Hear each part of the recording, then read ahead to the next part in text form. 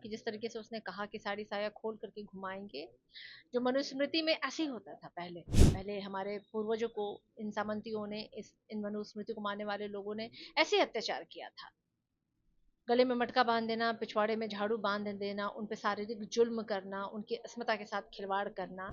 FIR दर्ज कराई क्योंकि इसके जैसा आतंकी भाषा का इस्तेमाल करने वाला आतंकवादी, उपद्रवी, अपराधी छवि जो आदतन हमेशा ये करते ही रहता है, ऐसा ये संभ्रांत समाज में रहने लायक नहीं है। मैं आयोग के द्वारा एक्शन लूंगा। महिला है, हरिजन महिला है, कोई सी पार्टी में हो, उसे क्या, हम सख्त से सख्त कार्रवाई इस पर करेंगे। और ये जो आयोग का जो गठन हुआ है खास करके अनुसूचित जाति के उत्थान के लिए हुआ है, उनके कल्याण के लिए हुआ है। और अभी हमारे संज्ञान में आया है कि अनुसूचित जाति में वो भी महिला के साथ इस तरह की अभद्रता की गई है। और जैसा कि अध्यक्ष महोदय ने बताया है आपको, जरूर उस पर कार्रवाई होगी। कार्रवाई ये होगी, हम लोग जितना, जैसे हम लोग सिर्फ नोटिस करके हम आगे आईजी सेक्शंस को या एसपी को या डीजीपी को हम लिख सकते हैं कि इन पर अनुसूचित जाति से रिलेटेड केस किया जाए। नमस्कार, स्वागत है आपका द पंचायत में। मैं हूं आदित्य कुमार। अभी हम मौजूद हैं सारिका पासवान के साथ में। सारिका पासवान के ऊपर अभद्र टिप्पणी हुई है। जो भूमिहार एकता मंच जो चलाते हैं उसके राष्ट्रीय अध्यक्ष हैं आशुतोष कुमार, उन्होंने इनके ऊपर कुछ अभद्र टिप्पणी की है। आज अनुसूचित जाति आयोग के बाहर गई थी, अंदर भी। वहां पे क्या कुछ हुआ, पूरा मामला जानते हैं, और क्या पूरा मामला है जानते हैं। सारिका जी, क्या कुछ हुआ है आपके साथ? जैसे आपने जिस व्यक्ति का परिचय दिया, आशुतोष कुमार, व्यक्ति जो अपने आप को ब्राह्मण भूमिहार मंच का संयोजक बतलाता है और साथ ही साथ एक राष्ट्रीय जनजन पार्टी का राष्ट्रीय अध्यक्ष भी खुद को बतलाता है, उसने सोशल मीडिया के माध्यम से उसने मेरे ऊपर, मेरी जाति के ऊपर, मेरी महिला होने के ऊपर और साथ ही साथ आतंकी भाषा मैं तो कहूंगी, क्योंकि जिस तरीके से उसने कहा कि साड़ी साया खोल करके घुमाएंगे, जो मनुस्मृति में ऐसे ही होता था। पहले पहले हमारे पूर्वजों को इन सामंतियों ने, इन मनुस्मृति को मानने वाले लोगों ने ऐसे ही अत्याचार किया था।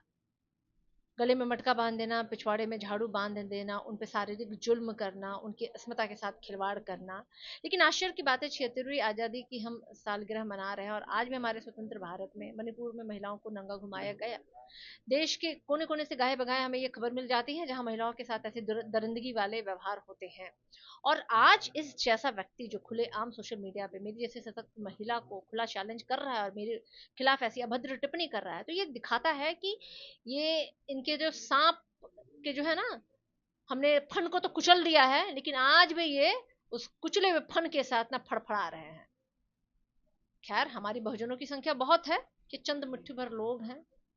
अगर हमारे दलित समाज, हमारे दलित बहुजन समाज अगर इनके पीछे पड़ जाए तो ये कहीं अपने आप को बचा नहीं पाएंगे। लेकिन हम लोकतंत्र में भरोसा करते हैं, संविधान में भरोसा करते हैं, बाबा साहेब भीमराव अम्बेडकर के दिए गए शिक्षा में भरोसा करते हैं, स्वतंत्रता में भरोसा करते हैं। और इसी कारण मैंने आज एफआईआर दर्ज कराई, क्योंकि इसके जैसा आतंकी भाषा का इस्तेमाल करने वाला आतंकवादी, उपद्रवी, अपराधी छवि जो आदतन हमेशा ये करते ही रहता है, ऐसा ये संभ्रांत समाज में रहने लायक नहीं है। और दूसरी बात, इसने सिर्फ मुझे गाली नहीं दी, इसने सिर्फ टिप्पणी मेरे ऊपर नहीं की, इसने संपूर्ण महिला जाति के ऊपर टिप्पणी की है, जिसमें इसकी माँ, बहन, बेटी भी सम्मिलित है।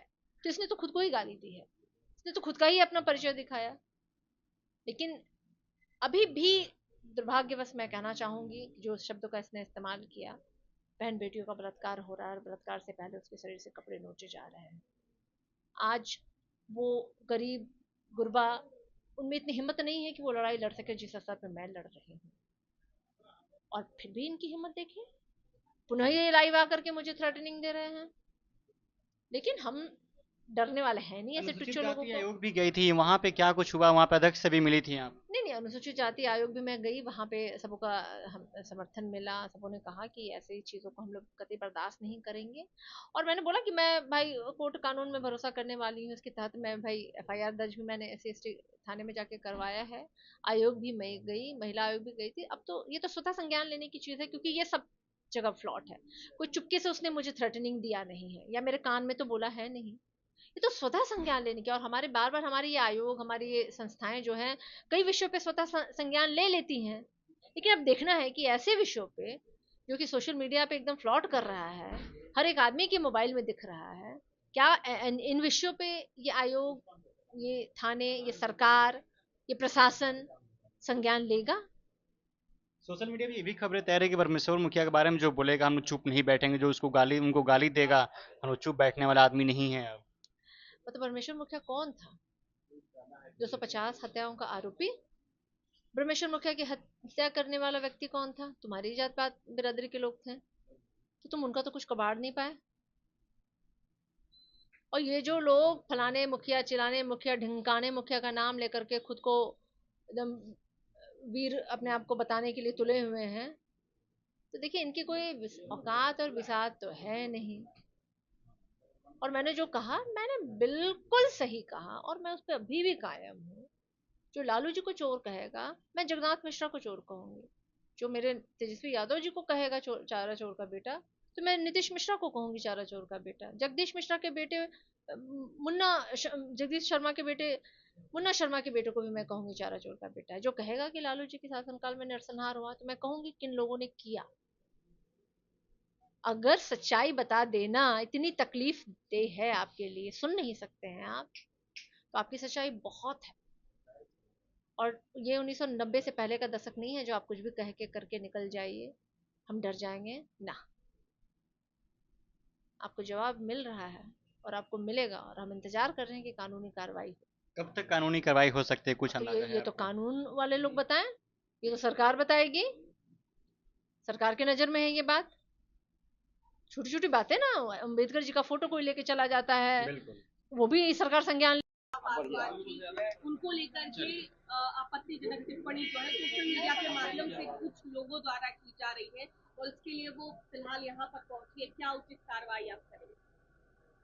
सबसे पहले तो उन लोग को ये समझना चाहिए कि सारिका पासवान आरजेडी हो या कांग्रेस हो या यूनाइटेड में महिला है, उनको इस तरह से बेइज्जती नहीं करना चाहिए। हम देखे हैं, तो सुने हैं कि ऐसी ऐसी बात है, गाली गलौज करता है और बहुत खराब खराब शब्द का प्रयोग किया है।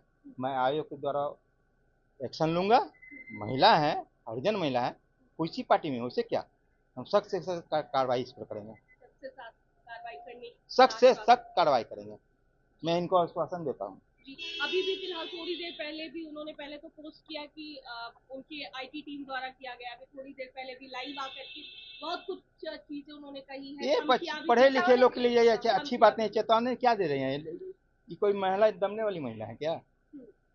हम लोग इनके साथ हैं, आयोग इनके साथ है, पूरी तरीके से सत्ता पक्ष हो या विपक्ष, हाँ, पूरी तरीके से इनके साथ मेरे सबके साथ हैं।